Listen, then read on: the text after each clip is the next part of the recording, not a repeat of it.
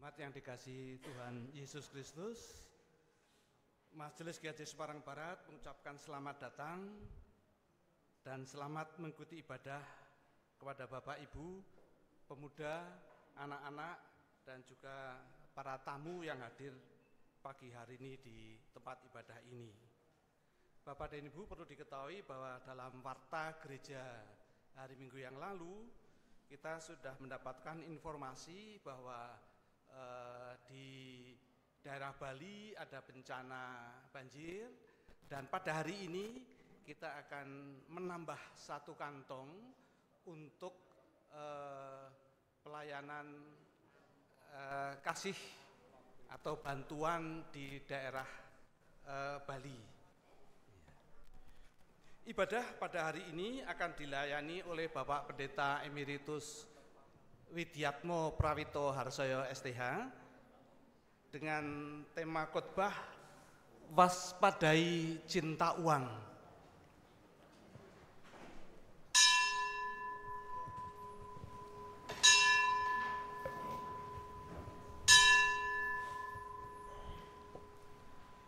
Hari ini kita berkumpul sebagai satu keluarga Allah. Mari tinggalkan segala kesibukan keseharian kita dan bersama-sama datang dengan penuh syukur dalam rumah Tuhan. Mari kita membuka hati, meninggikan namanya, dan merasakan hadiratnya. Baiklah, kita naikkan pujian untuk kemuliaan nama Tuhan melalui melalui Kidung Jemaat 15, berhimpun semua.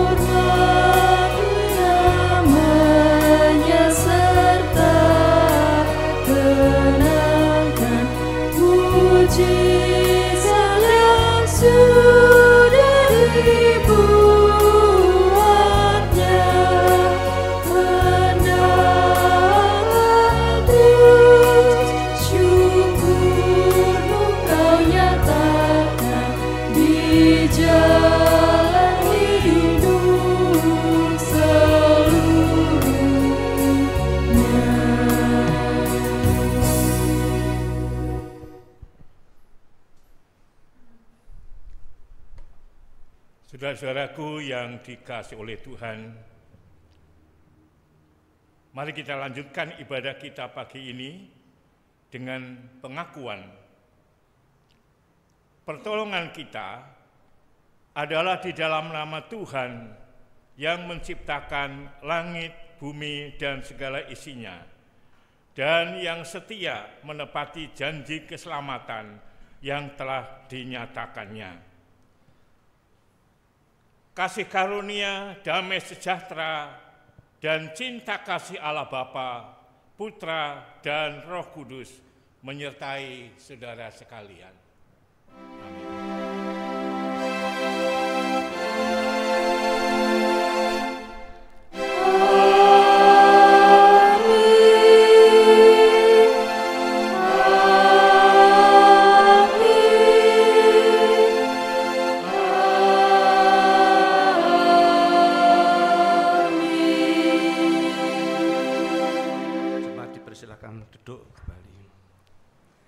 Yang dikasihi Tuhan, cinta uang membuat hati hanya sibuk dengan diri sendiri, tidak lagi peka terhadap penderitaan orang lain.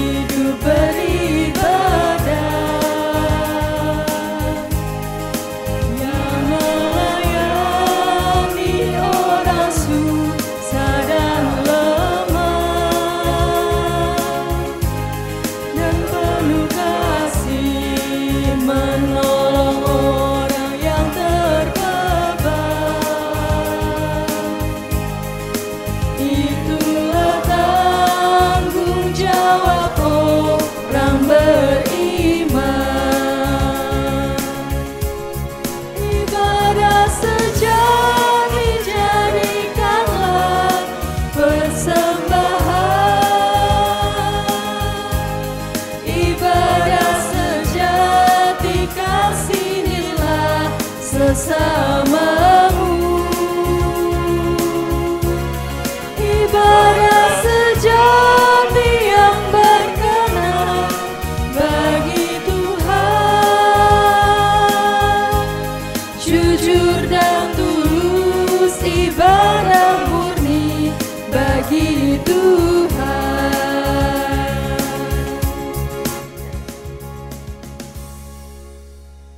Jemaat yang dikasihi Tuhan, kita masuk ke pengakuan dosa. Firman Tuhan dalam 1 Timotius 6 ayat yang ke-10 mengingatkan kita bahwa Kristus akar segala, bahwa karena akar segala kejahatan ialah cinta uang, sebab oleh memburu uanglah beberapa orang telah menyimpang dari iman dan menyiksa dirinya dengan berbagai-bagai duka.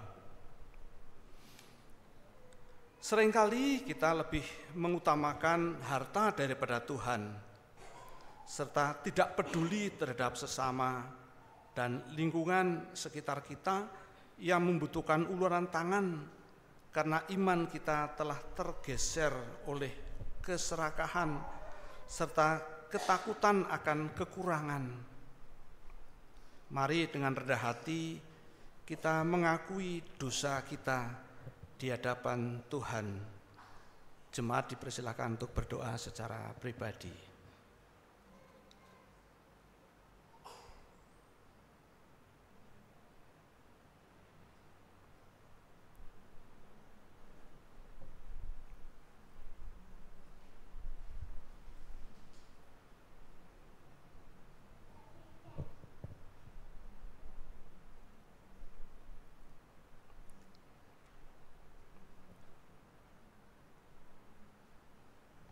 Cukup. Inilah doa pengakuan atas dosa-dosa kami.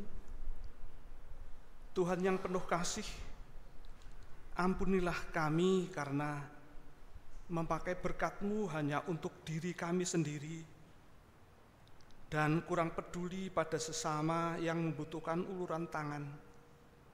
Sucikanlah hati kami dan karuniakan kemampuan melalui pertolongan Roh Kudus untuk lebih peduli, serta jadikanlah hidup kami menjadi berkat bagi sesama. Dalam Yesus Kristus kami berdoa.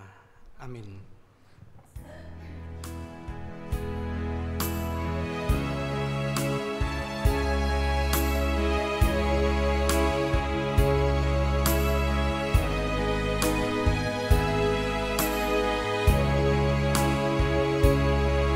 Kasihanilah aku yang lemah, ya Tuhan Maha Kuasa. Hapuskan semua kesalahanku bila Tuhan yang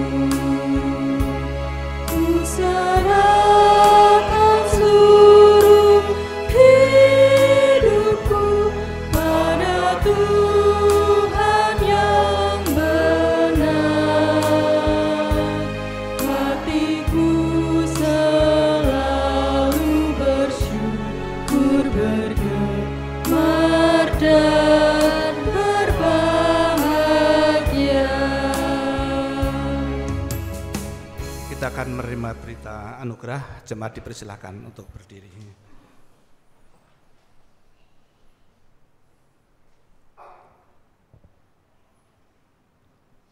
Saudara-saudaraku yang dikasihi oleh Tuhan, seringkali kita merasa lemah dan tidak layak karena dosa yang kita perbuat. Namun kasih karunia Allah jauh lebih besar dari segala kelemahan kita. Firman Tuhan dalam Titus 2 ayat 11 dan 12 menyatakan, karena kasih karunia Allah yang menyelamatkan semua manusia sudah nyata. Ia mendidik kita supaya kita meninggalkan kefasikan dan keinginan-keinginan duniawi, dan supaya kita hidup bijaksana, adil, dan beribadah di dalam dunia sekarang ini. Demikianlah berita anugerah dari Tuhan. Syukur pada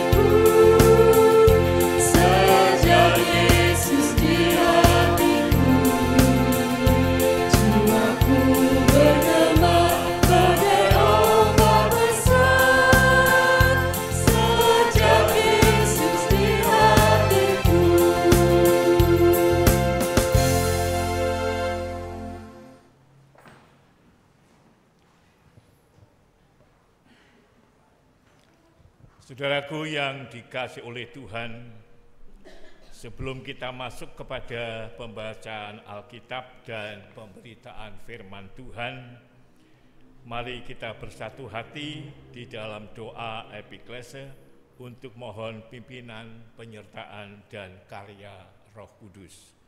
Mari kita berdoa. Terima kasih ya Tuhan, Engkau telah memanggil kami berhimpun dalam ibadah pagi ini.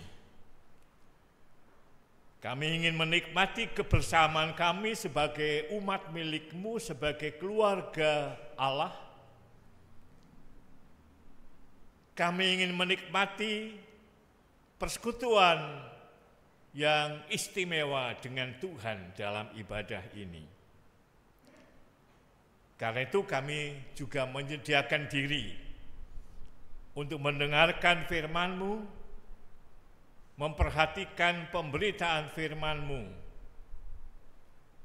sebagai pedoman dalam kehidupan kami.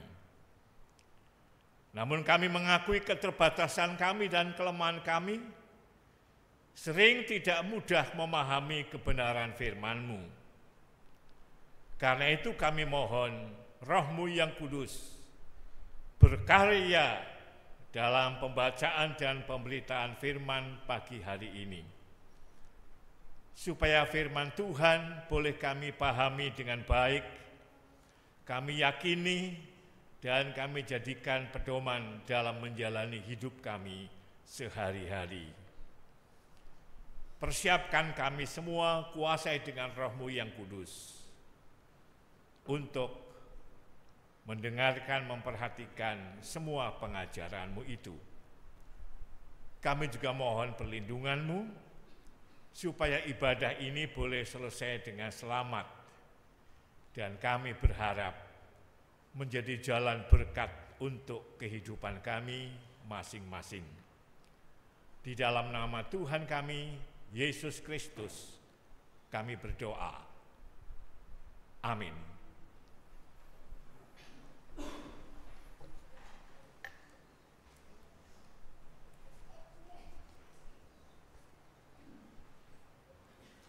Bacaan pertama diambil dari Amos 6 ayat 1a dan dilanjutkan ayat 4 sampai dengan 7. Rasa tentram yang palsu. Celaka atas orang-orang yang merasa aman di Sion, atas orang-orang yang merasa tentram di Gunung Samaria,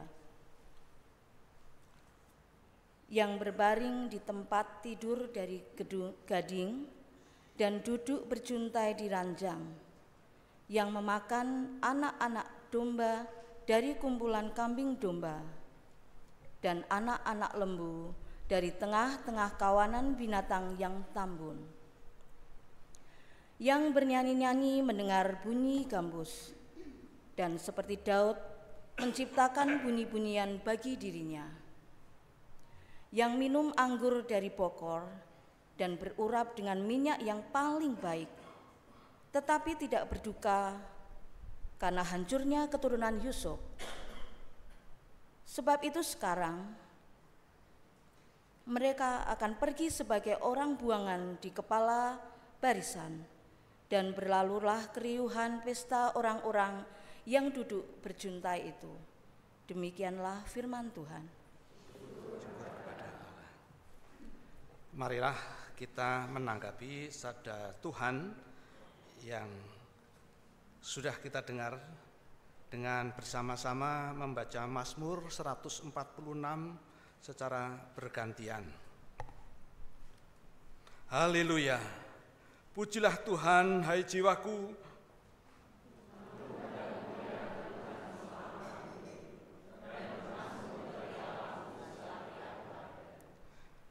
Janganlah percaya kepada para bangsawan, kepada anak manusia yang tidak dapat memberikan keselamatan.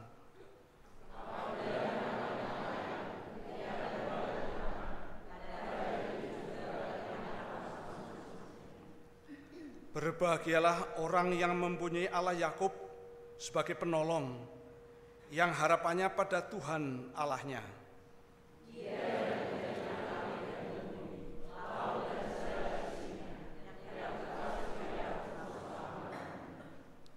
Yang menegakkan keadilan untuk orang-orang yang diperas, yang memberi roti kepada orang-orang yang lapar. Tuhan sekalian.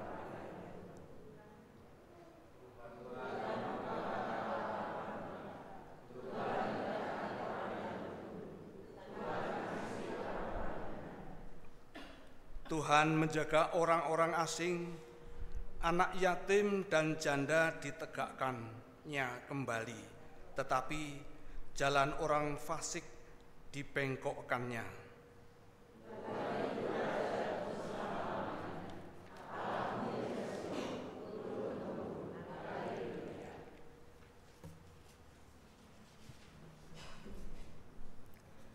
Bacaan kedua diambil dari 1 Timotius 6 ayat 6 sampai dengan 19.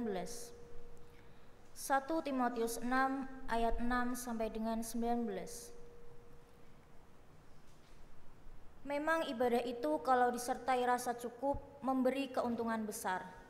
Sebab kita tidak membawa sesuatu apa ke dalam dunia dan kita pun tidak dapat membawa apa-apa keluar. Asal ada makanan dan pakaian, cukuplah.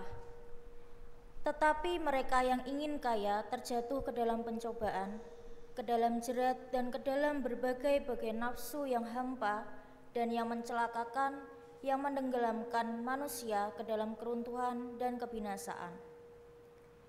Karena akar segala kejahatan ialah cinta uang. Sebab oleh memburu uanglah beberapa orang telah menyimpang dari iman dan menyiksa dirinya dengan berbagai-bagai duka. Tetapi engkau, hai manusia Allah, jauhilah semuanya itu. Kejarlah keadilan, ibadah, kesetiaan, kasih, kesabaran, dan kelembutan. Bertandinglah dalam pertandingan iman yang benar, dan rebutlah hidup yang kekal. Untuk itulah engkau telah dipanggil dan telah engkau ikrarkan ikrar yang benar di depan banyak saksi.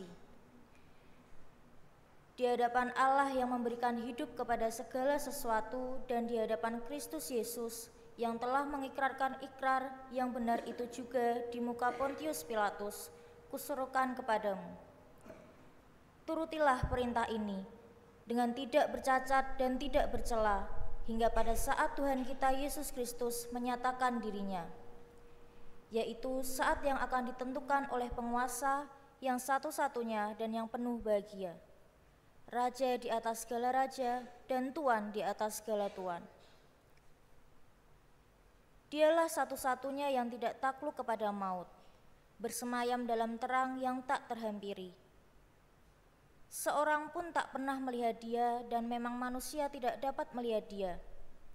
Baginya lah hormat dan kuasa yang kekal. Amin. Peringatkanlah kepada orang-orang kaya di dunia ini agar mereka jangan tinggi hati dan jangan berharap pada sesuatu yang tak tentu seperti kekayaan, melainkan pada Allah yang dalam kekayaannya memberikan kepada kita segala sesuatu untuk dinikmati. Peringatkanlah agar mereka itu berbuat baik, menjadi kaya dalam kebajikan, suka memberi dan membagi. Dan dengan demikian, mengumpulkan suatu harta sebagai dasar yang baik bagi dirinya di waktu yang akan datang untuk mencapai hidup yang sebenarnya. Demikianlah sabda Tuhan. Syukur kepada Allah.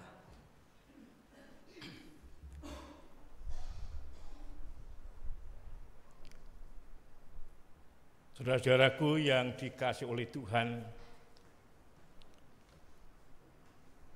bacaan Injil diambilkan dari Injil Lukas pasal yang ke-16. Injil Lukas pasal yang ke-16 ayat 19 sampai 31.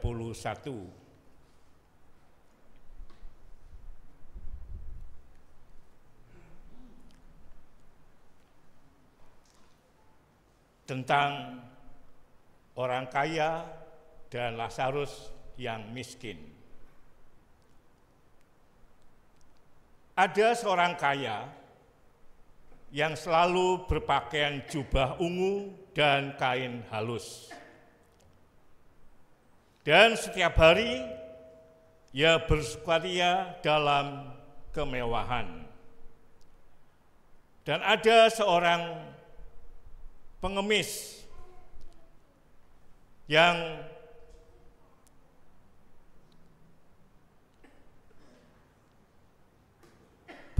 bernama Lazarus, badannya penuh borok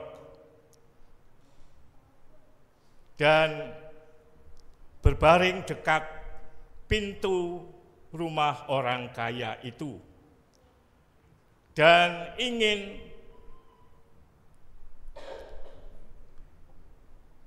menghilangkan laparnya dengan apa yang jatuh dari meja orang kaya itu.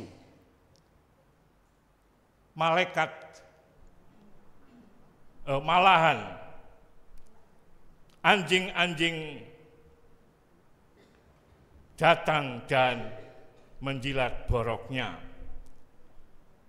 Kemudian matilah orang miskin itu dan dibawa oleh malaikat ke pangkuan Abraham. orang kaya itu juga mati, lalu dikubur, dan sementara ia menderita sengsara di alam maut, ia melihat ke atas, dan dari jauh dilihatnya Abraham, dan Lazarus duduk di pangkuannya. Lalu ia berseru, katanya, "Bapak Abraham, kasihanilah aku, suruhlah Lazarus supaya ia mencelupkan ujung jarinya ke dalam air dan menunjukkan lidahku, sebab aku sangat kesakitan dalam nyala api ini." Tetapi Abraham berkata, "Anak, ingatlah bahwa engkau telah mengalami segala yang baik sewaktu hidupmu, sedangkan Lazarus segala yang buruk. Sekarang ia mendapat hiburan dan engkau sangat menderita. Selain daripada itu, di antara kami dan engkau terbentang jurang yang tidak terseberangi, supaya mereka yang mau pergi dari sini kepadamu, ataupun mereka yang datang dari situ kepada kami, tidak dapat menyeberang." Kata orang itu, "Kalau demikian, aku minta kepadamu, Bapa, supaya engkau menyuruh dia ke rumah ayahku, sebab masih ada 5 orang saudaraku, supaya ia mendengarkan mereka dengan sungguh-sungguh, agar mereka jangan masuk kelak ke dalam tempat penderitaan." Tetapi kata Abraham, "Ada pada mereka kesaksian Musa dan para nabi. Baiklah mereka mendengarkan kesaksian itu." Jawab orang itu, "Tidak, Bapa.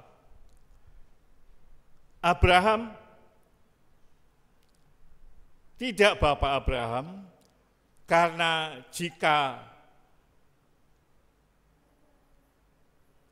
ada seorang yang datang kepada mereka, jika ada seorang yang datang dan orang itu kepada mereka, mereka akan bertobat." Kata Abraham kepadanya, "Jika mereka tidak mendengarkan kesaksian Musa dan para nabi, maka tidak juga akan mau diyakinkan sekalipun ada seorang yang bangkit dari antara orang mati." Demikian pembacaan Alkitab dari Injil Lukas pasal 16 ayat 19 sampai 31. Yang berbahagia adalah setiap orang yang mendengarkan firman Tuhan, meyakininya, dan menjadikan pedoman di dalam kehidupan sehari-hari. Haleluya.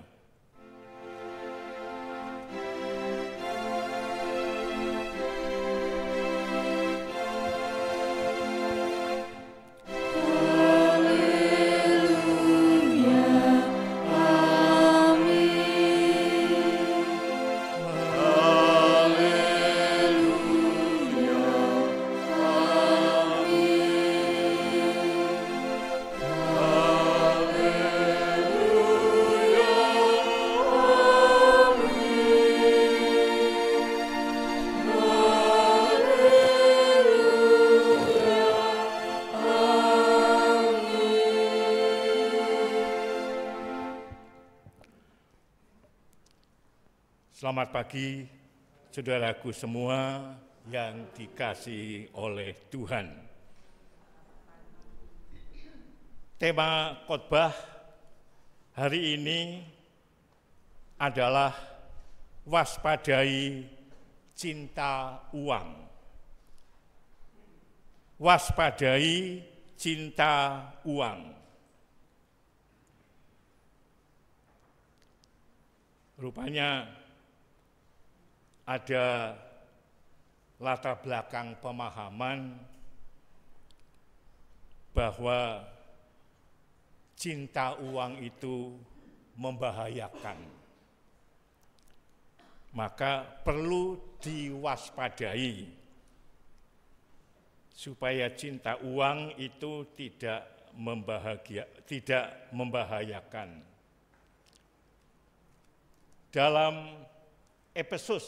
Dalam surat 1 Timotius, bacaan kita pasal 6 ayat 10, tema itu dijawab. Mengapa waspadai cinta uang?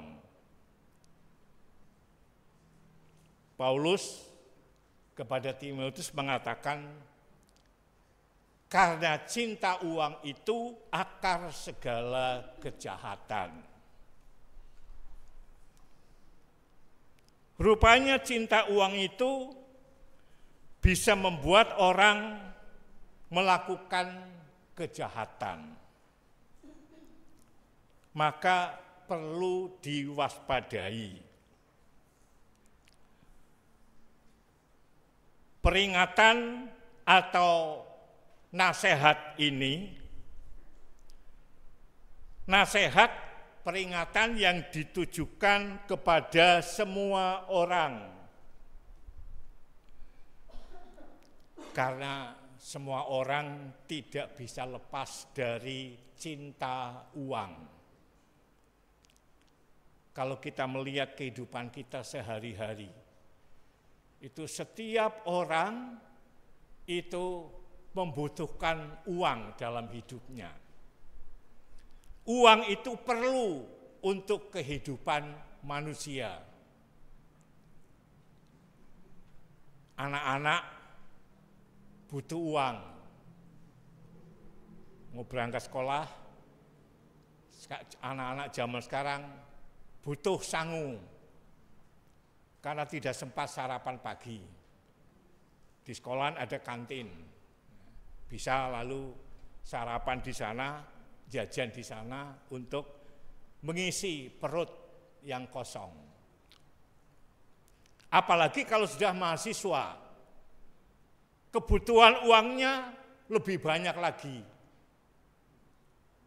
Tidak sekedar untuk transport, lalu untuk makan, tapi masih berpikir juga untuk beli pulsa, supaya bisa berkomunikasi dengan teman-temannya. Dalam kehidupan keluarga, maka juga dibutuhkan uang untuk memelihara kehidupan keluarga.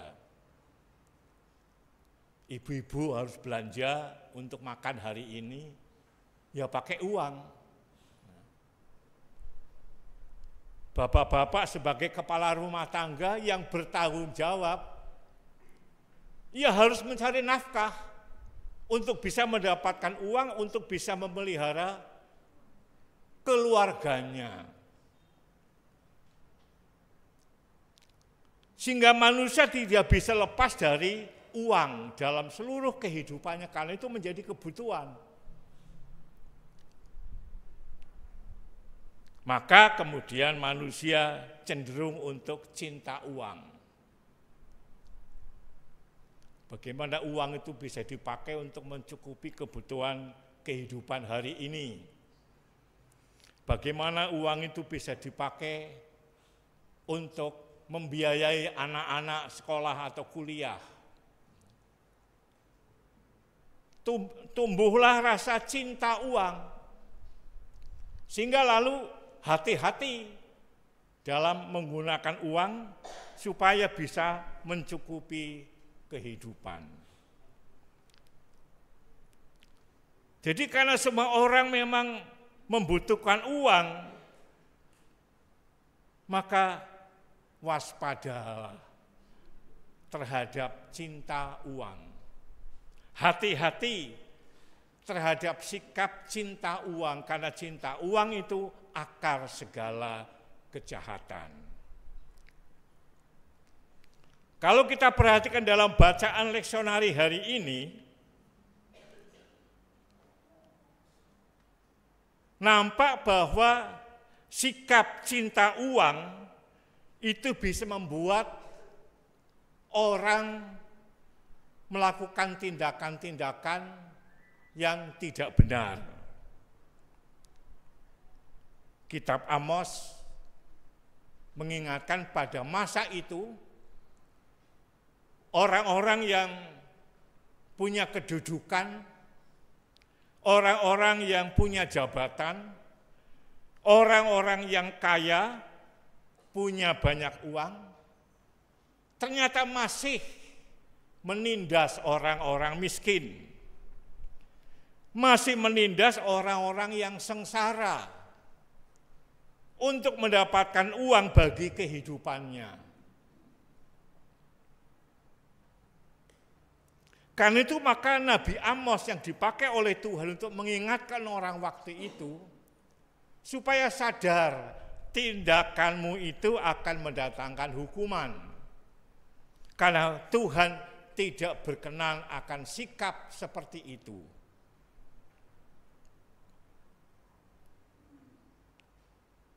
Dalam bacaan Injil Lukas pasal 16 tentang perumpamaan Lazarus, perumpamaan orang kaya dan Lazarus yang miskin.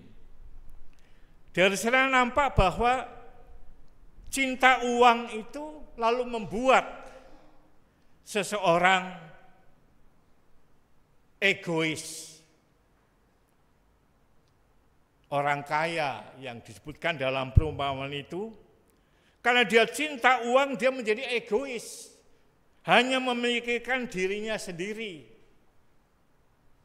hidup dalam kemewahan, hidup dalam hedonis untuk kepentingannya sendiri.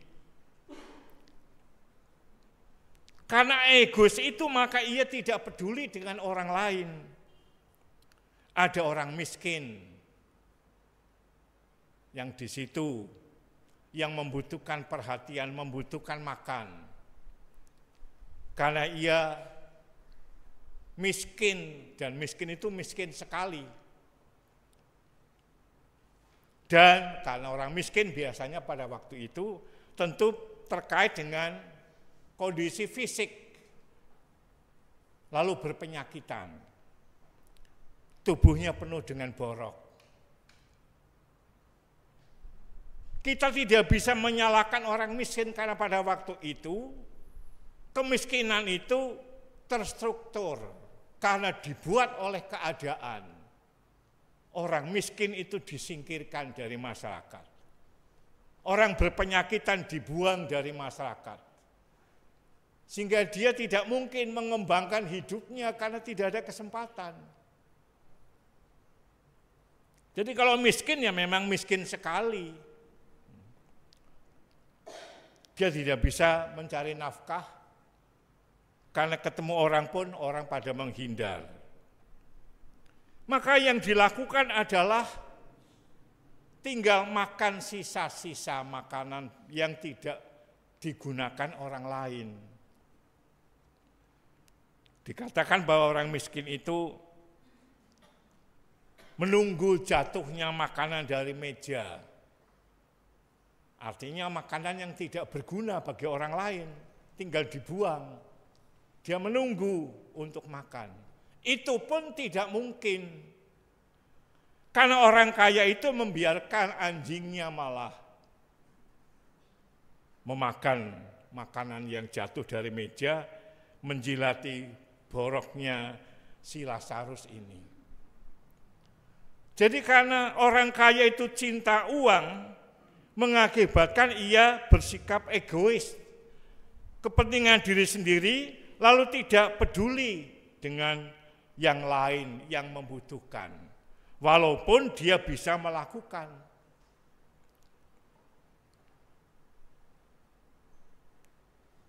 Demikian juga cinta uang itu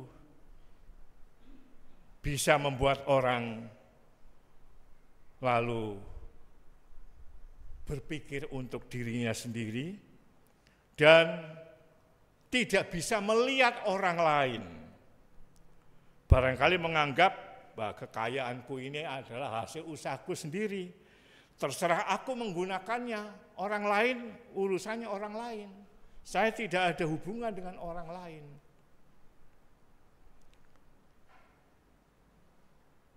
Dan orang kaya itu dalam perumpamaan itu juga orang yang serakah. Sebenarnya dia sudah punya banyak hal, tetapi ia masih menghimpun untuk dirinya sendiri. Yang diusahakan adalah bagaimana bisa mencukupkan untuk dirinya sendiri, bagaimana ia bisa menimbun kekayaan bagi dirinya sendiri. Mungkin menganggap orang miskin itu salahnya dewe. Orang miskin karena berbuat dosa, sehingga tidak bisa seperti aku kaya seperti ini, karena aku bisa berbuat sesuatu. Nah, itu yang terjadi dalam perumpamaan orang kaya dan Lazarus yang miskin. Karena cinta uang membuat ia egois, tidak peduli dengan orang lain, hanya berpikir untuk kepentingan dirinya sendiri dan serakah. Ia hanya menggunakan semuanya itu untuk kepentingannya sendiri, tidak peduli dengan orang lain. Dalam perumpamaan itu juga disebutkan orang kaya itu lupa dengan Tuhan. Waktu ia meninggal lalu masuk ke neraka, penghukuman abadi, lalu melihat dari neraka itu Lazarus di pangkuan Abraham. Itu gambaran bahwa Lazarus masuk surga bersama-sama dengan Abraham. Sementara orang miskin di bawah di tempat penderitaan yang berat. Dia melihat Lazarus kok bisa di surga. Ia bersama dalam pangkuan Abraham. Maka yang dipikirkan bukan pertobatan, bukan kehidupan kepada Tuhan, tetapi pertolongannya hanya kepada Lazarus, karena dianggap Lazarus itulah yang bisa menolong. Lalu minta kepada Abraham supaya Lazarus mencucukkan jarinya ke air dan diteteskan. Menandakan bahwa orang kaya itu dalam penderitaan yang amat sangat, karena yang dibutuhkan, dia hanya butuh tetesan air dari jari Lazarus. Itu aja tidak bisa. Dengan Abraham mengatakan, tidak mungkin. Karena antara kami dengan kamu di situ ada jurang yang tidak mungkin terseberangi. Supaya orang dari sini tidak bisa menolong ke situ, orang dari situ tidak bisa ke sini. Ada jurang yang tidak terseberangi. Jadi kalau orang sudah meninggal lalu kemudian mendapatkan hukuman masuk neraka, maka dia tidak akan mungkin berubah dari kondisi itu. Tidak ada yang bisa menolong orang itu. Sementara orang yang sudah masuk surga, meninggal masuk surga, ia pun tidak bisa berbuat apa-apa terhadap mereka yang ada di neraka. Orang kaya yang masuk neraka itu, dalam penderitaan itu, yang dipikirkan hanya kepentingannya sendiri juga. Minta Lazarus untuk menolong. Lalu waktu Abraham mengatakan tidak mungkin kamu ditolong oleh Lazarus, karena ada jurang yang tak terseberangi. Ia masih minta, kalau gitu tolong beritahukan kepada keluargaku masih ada 5 saudaraku yang belum mati. Supaya diberitahu agar tidak hidup masuk ke dalam penghukuman abadi seperti aku ini. Abraham mengatakan tidak mungkin. Kepada mereka ada kitab Musa dan nabi-nabi. Kalau tidak percaya kepada berita itu, firman Tuhan itu, maka tidak mungkin orang itu bertobat. Itu menandakan bahwa orang kaya itu tidak ingat akan kebutuhannya akan campur tangan Tuhan. Seakan-akan orang mati itu yang bisa menolong. Kalau ada orang mati yang mendatangi orang yang masih hidup, maka orang yang hidup itu bisa bertobat karena pengalaman hidup sebagai orang mati. Dan itu tidak akan terjadi. Karena orang yang mati sudah tidak mungkin berbuat apa-apa terhadap orang yang hidup. Ini yang kadang-kadang dilupakan oleh banyak orang, seakan-akan orang mati itu masih bisa berbuat sesuatu. Maka banyak orang yang datang ke kuburan-kuburan, minta doa restu, minta berkat, minta segala macam untuk yang hidup. Itu sia-sia, tidak ada gunanya. Karena kepada yang hidup Allah sudah memberikan petunjuk melalui firman-Nya. Itu yang harus menjadi pegangan. Jangan menunggu orang mati yang memberikan kesaksian, dan itu tidak mungkin. Karena cinta uang itu yang membuat orang kaya itu tidak membutuhkan Tuhan. Dia hanya membutuhkan harta benda yang dimilikinya sendiri, tidak membutuhkan Tuhan. Dan itu kekeliruan yang dilakukan oleh orang kaya itu, sehingga waktu mati ia masuk neraka. Bukan karena kekayaannya, tapi karena sikapnya di dalam melihat, menghargai, mengelola uang yang ada padanya. Karena itulah saudaraku yang dikasih oleh Tuhan, kepada kita semua yang masih diberikan kehidupan oleh Tuhan di tengah-tengah dunia nyata ini, kita dipanggil untuk menyadari cinta uang itu bisa dan boleh. Tapi jangan sampai uang itu menjadi berhala yang disembah. Jangan sampai uang itu menjadi mamon yang menguasai hidupnya, sehingga segala sesuatu diukur dengan uang. Ini yang kadang-kadang dilupakan oleh banyak orang. Karena uang itu menjadi kebutuhan, seakan-akan hidup tanpa uang itu tidak mungkin. Lalu kemudian tidak sadar dikuasai oleh uang. Sehingga karena dikuasai oleh uang, maka hidupnya hanya berpikir tentang uang. Bekerja yang dipikirkan adalah saya akan melakukan pekerjaan kalau ada uangnya. Kalau tidak ada ya tidak perlu, untuk apa. Segala sesuatu diukur dengan uang.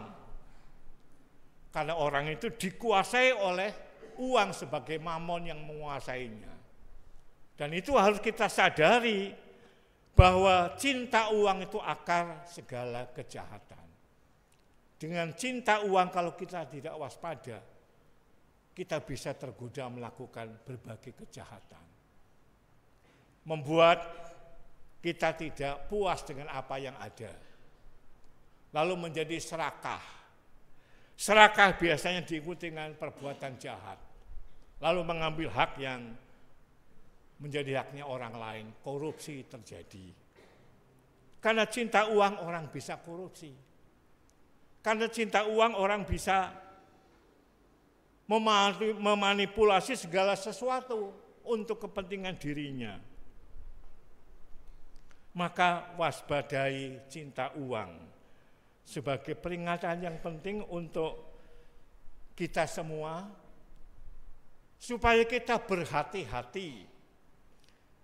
Bukannya tidak boleh cinta uang, kita semua cinta uang, karena tahu uang itu menjadi kebutuhan hidup kita. Tapi harus diingat bahwa uang itu yang kita terima, yang kita peroleh adalah jalan Tuhan memelihara hidup kita melalui pekerjaan kita. Milik Tuhan yang dititipkan kepada kita. Milik Tuhan yang diserahkan kepada kita untuk dikelola dengan baik. Dan diingatkan bahwa manusia itu tidak mungkin hidup sendiri. Manusia diciptakan oleh Tuhan sebagai makhluk sosial yang harus berkomunikasi dengan orang lain, yang harus berhubungan dengan orang lain, yang harus bekerja sama dengan orang lain, harus peduli kepada orang lain. Firman Tuhan dalam kitab Kejadian yang mengatakan tidak baik kalau manusia seorang diri saja. Itu untuk menunjukkan bahwa manusia butuh orang lain. Tidak mungkin sendirian, butuh orang lain. Karena pada waktu Adam sendirian, Tuhan menciptakan temannya itu perempuan, Hawa. Lalu seringkali ayat itu dipahami hanya sebagai petunjuk pernikahan. Oh, rupanya Tuhan menghendaki manusia harus menikah. Kalau tidak menikah itu dosa. Kalau tidak menikah itu tidak baik. Padahal firman itu secara luas ingin menunjukkan kepada dunia, kepada manusia, bahwa manusia tidak mungkin hidup sendirian. Maka Tuhan memberikan teman untuk kehidupannya. Konteks waktu itu memang kelihatannya pria dan wanita. Tapi sebenarnya itu menunjukkan tentang perlunya hidup bersama dengan orang lain, karena manusia diciptakan oleh Tuhan di dalam kehidupan kebersamaan. Nah, karena seringkali dianggap itu sebagai perintah khusus pernikahan, lalu orang memutuskan, oh, manusia harus menikah. Kalau tidak menikah itu tidak baik. Karena harus menikah, banyak orang yang menikah tanpa persiapan yang benar. Pokoknya saya dapat jodoh, sudah. Tidak berpikir bagaimana tanggung jawab dalam kehidupan rumah tangga. Dan itu yang penting kita sadari sekarang ini, bahwa kita tidak mungkin hidup sendirian. Maka Tuhan memberikan uang, harta benda kepada kita untuk dikelola, mencukupkan kebutuhan hidup kita, tapi mencukupkan tanggung jawab hidup kita di tengah-tengah kebersamaan. Jadi tidak boleh menjadi egois. Kalau punya uang yang banyak, itu artinya bahwa Tuhan menghendaki kita banyak berbuat baik kepada sesama, karena kita punya sesuatu yang bisa dipakai untuk kepentingan bersama. Dan itulah hal yang diingatkan kepada kita melalui tema waspadai cinta uang. Supaya kita sadar bahwa uang itu adalah milik Tuhan yang dititipkan, dipertanggungjawabkan kepada kita untuk digunakan dengan baik, dengan penuh tanggung jawab. Bukan hanya untuk diri sendiri, tapi juga untuk orang lain. Peduli kepada orang lain, karena kita dipanggil untuk menjadi berkat bagi orang lain. Dan itu yang harus selalu kita upayakan dalam hidup ini, agar supaya kehidupan kita berguna. Kesempatan hidup ini kesempatan untuk menjadi berkat. Dan itulah yang Tuhan kehendaki, supaya cinta uang yang ada pada kita tidak akan menuntun kita untuk melakukan berbagai kejahatan. Karena cinta uang itu adalah akar segala kejahatan. Dengan mewaspadai cinta uang, kita akan berhati-hati dan bertanggung jawab di dalam menggunakan harta pemberian Tuhan. Sehingga penggunaan harta pemberian Tuhan dalam hidup kita tidak sia-sia, karena itu menjadi berkat bagi sesama. Dan kalau menjadi berkat bagi sesama, maka Tuhan akan memberkati juga apa yang kita lakukan, sehingga tidak ada sesuatu pun yang sia-sia yang kita lakukan bagi pelayanan dan kehidupan bersama dengan orang lain. Tuhan memberkati upaya kita untuk menjalani hidup dengan baik, benar dan bertanggung jawab, termasuk juga di dalam mengelola uang pemberian Tuhan. Amin. Kita masuk pada saat teduh.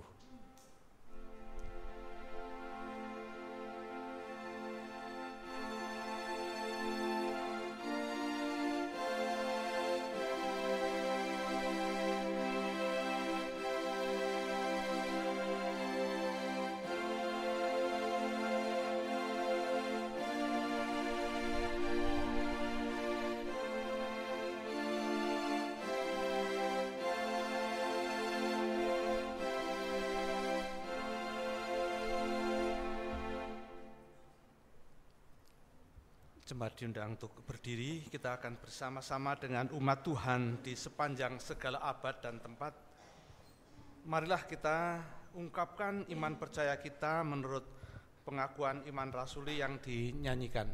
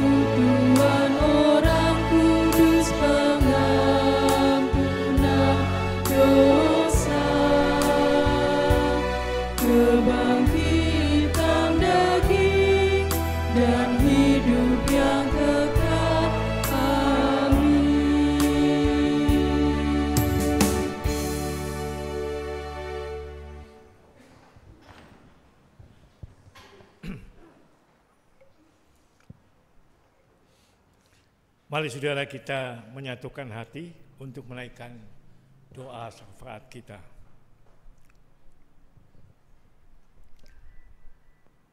Kembali kami datang menghadap hadirat-Mu ya Tuhan. Setelah kami boleh mendengarkan firman-Mu dan pemberitaan firman-Mu, biarlah firman-Mu itu menjadi pengajaran bagi kami dalam menjalani hidup, dalam menggunakan harta benda, uang yang Tuhan berikan kepada kami, supaya kami dipimpin untuk menggunakannya secara baik, benar, dan bertanggung jawab. Karena apa yang Tuhan berikan kepada kami adalah menjadi sarana bagi kami untuk hidup dalam kebersamaan dengan orang lain, untuk peduli dan memperhatikan sesama kami. Karena itulah kehendak-Mu atas kami semua. Pimpin kami melalui Roh-Mu yang kudus, supaya kami selalu belajar untuk hidup peduli kepada sesama. Tuhan Bapa yang di sorga, perkenankan kami pada saat ini juga mengingat dan mendoakan saudara kami yang dalam kelemahan fisik, baik karena menderita sakit, di mana mereka dirawat, ataupun karena usia lanjut. Kiranya Tuhan menyertai mereka dalam kondisi mereka masing-masing, supaya dalam kondisi lemah fisik masih merasakan penyertaan Tuhan, sehingga ada pengharapan di dalam hidupnya, ada semangat dalam menjalani kehidupan yang ada. Kami juga berdoa bagi saudara yang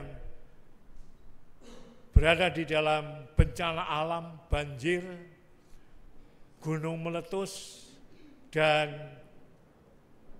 lain-lainnya. Tuhan sertai mereka, agar mereka juga tetap sadar akan kuasa dan kemurahan Tuhan, sehingga mereka akan semakin dekat dengan Tuhan, menyerahkan hidup sepenuhnya di dalam cinta kasih dan pemeliharaan Tuhan. Pada kami, kiranya Tuhan juga sertai, agar kami memiliki kepedulian terhadap saudara kami yang sedang mengalami penderitaan karena berbagai bencana yang ada. Tuhan Bapa yang di sorga, kami juga mendoakan pelayanan-pelayanan yang dilakukan melalui gereja, melalui lembaga-lembaga Kristen, baik dalam bidang kesehatan, baik dalam bidang pendidikan, baik dalam bidang pelayanan sosial, agar supaya melalui lembaga-lembaga itu nama Tuhan dimuliakan, banyak orang yang bisa merasakan berkat yang dari Tuhan. Bapak, kami juga berdoa untuk pemerintah bangsa kami. Kami mendoakan para pemimpin kami yang mempunyai tugas berat di tengah-tengah situasi dan kondisi yang sulit. Kiranya Tuhan memampukan mereka menggunakan hikmat yang ada untuk mengatasi segala permasalahan yang ada di negara kami yang tercinta. Termasuk di dalamnya memperhatikan orang anak-anak sekolah yang mengalami keracunan karena MBG.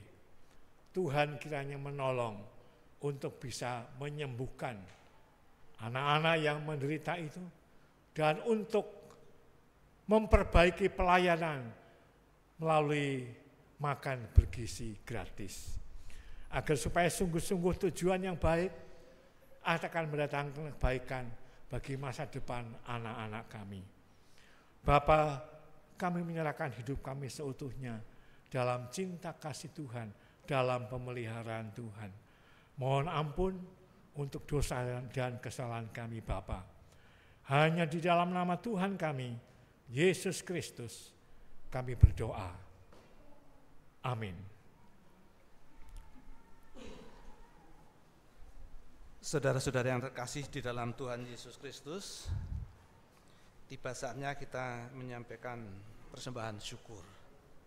Kita diingatkan bahwa rasa syukur sejati bukanlah tentang berlimpahnya harta, melainkan tentang hati yang percaya bahwa Allah selalu mencukupkan dan memelihara hidup kita.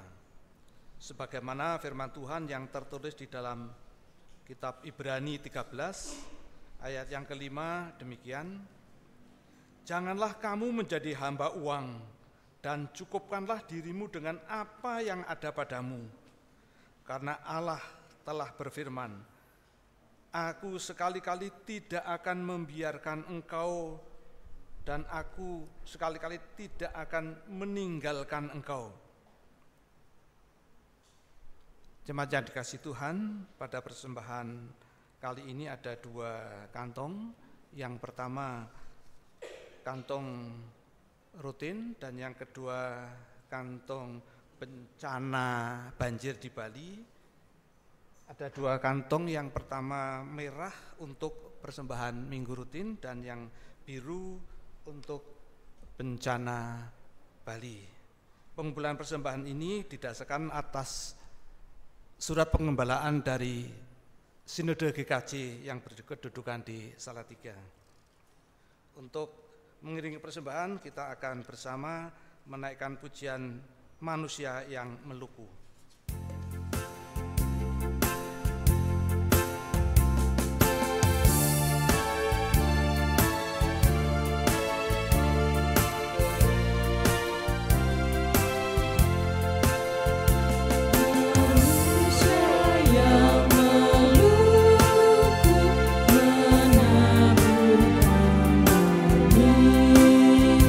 Tetapi kesungguhan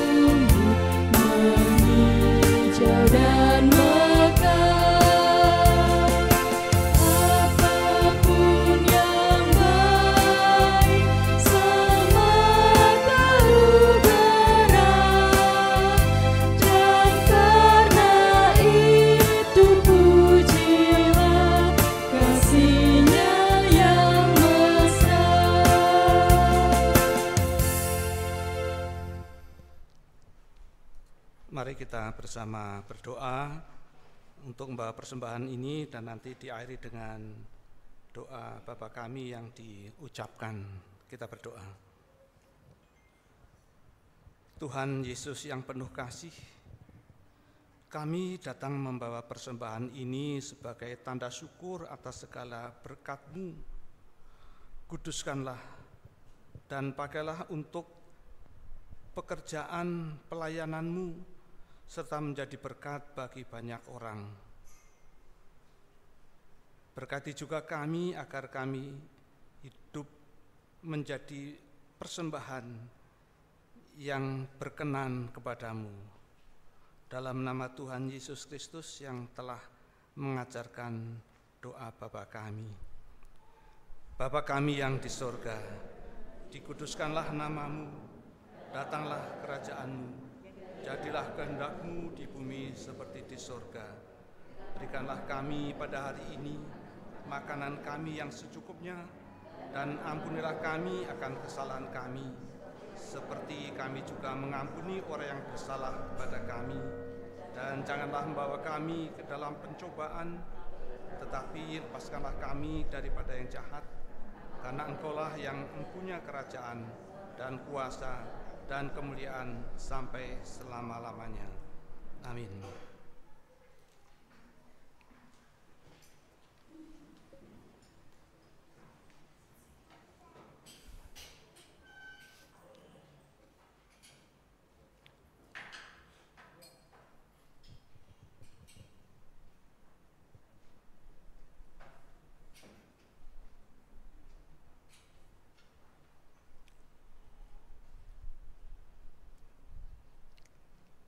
Saudara, kita masuk kepada pengutusan dan berkat.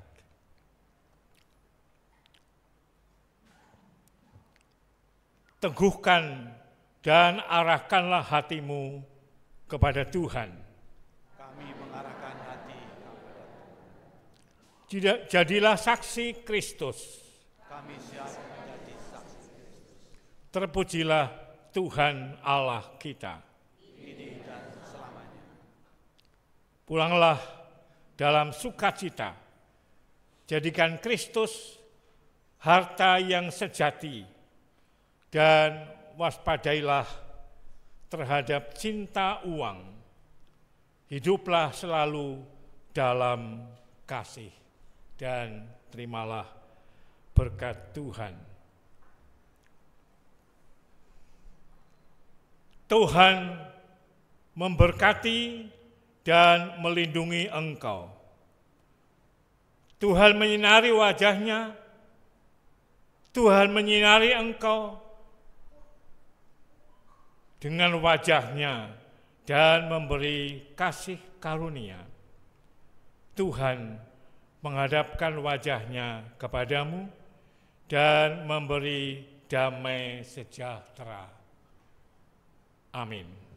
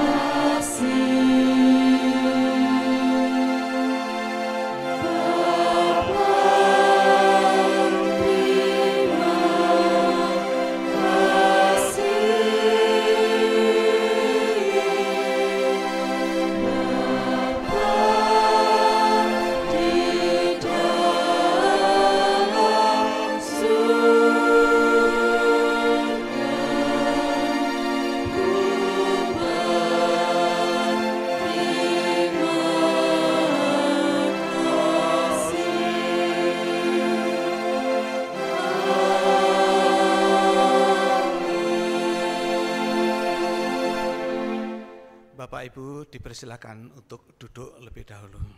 Ada tayangan video berkaitan dengan bulan keluarga Oktober 25 yang bertemakan spiritualitas keluarga Kristen. Dipersilakan.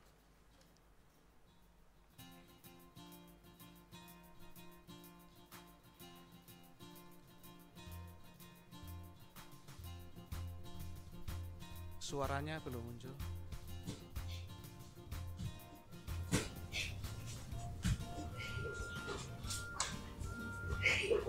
Rama, Raka, ayo. Rama, Raka, ayo. Bantu Kakung bertaman. Ya. Ayo sini dibantu. Tolong Mas Rama, itu tanamannya yang mau dirawat dibawa sini. Nah, kamu lihat toh, di situ ada apa itu, di tanaman itu ada tanaman kecil-kecil. Ini namanya gulma. Apa? Gulma.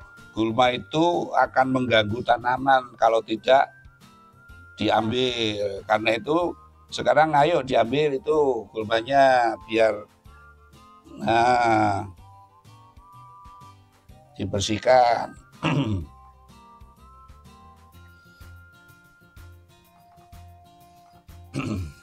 Nah, terus itu. Nah, kalau sudah bersih dari gulma, tanaman ini butuh apa? Pupuk. Bukan air putih. Pupuk. Butuh apa? Nah, pupuk. Nah, sekarang Mas Rama bisa ambil pupuk di sana. Tolong Mas Rama. Ya, diambilin pupuk.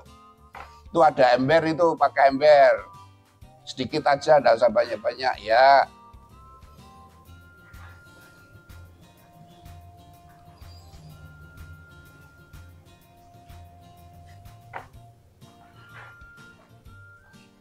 Nah ya, makasih. Nah ini tanaman perlu dipupuk supaya dia mendapatkan sumber makanan.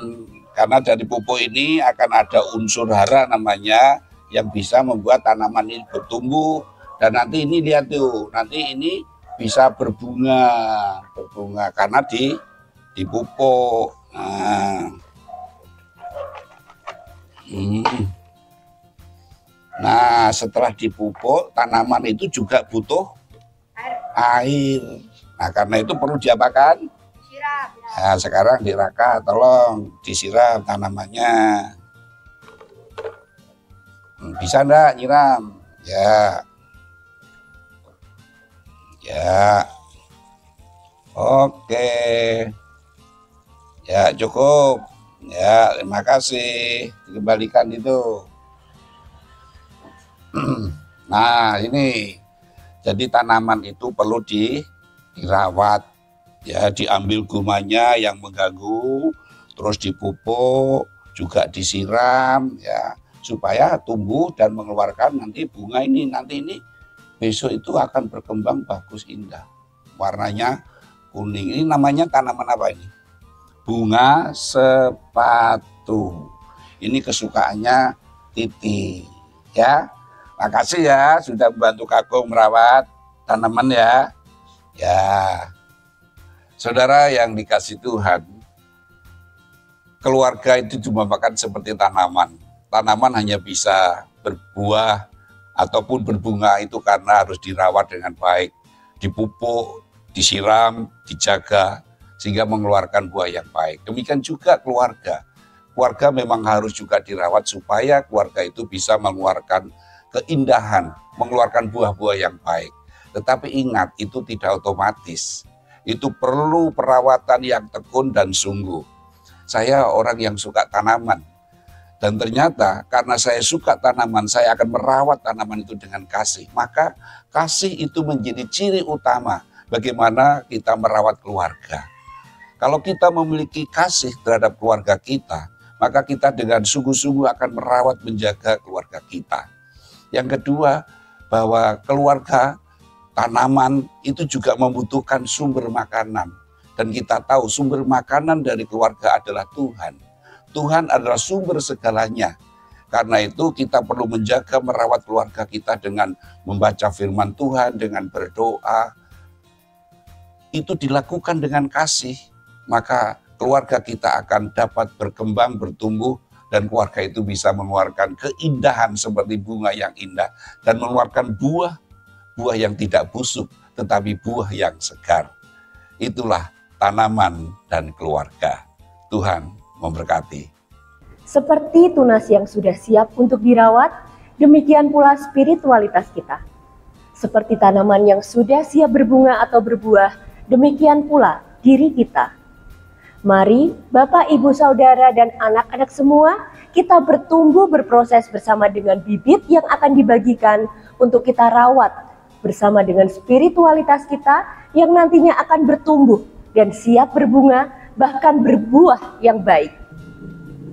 Mengajak jemaat sekalian untuk melakukan kegiatan bersama keluarga dan panduan merawat tanaman sesuai dengan kalender bulan keluarga yang telah disiapkan. Dokumentasikan setiap kegiatan yang dilakukan bersama dengan keluarga dan tak lupa juga dengan pertumbuhan bibit tanaman yang kita rawat. Karena akan ada gift menarik untuk peserta yang mengirimkan foto atau video terbaik. Selamat memasuki bulan keluarga. Selamat mempersiapkan diri untuk membangun, mengembangkan, mempersaksikan, dan merawat bersama dengan keluarga besar GKJ Semarang Barat. Tuhan Yesus memberkati.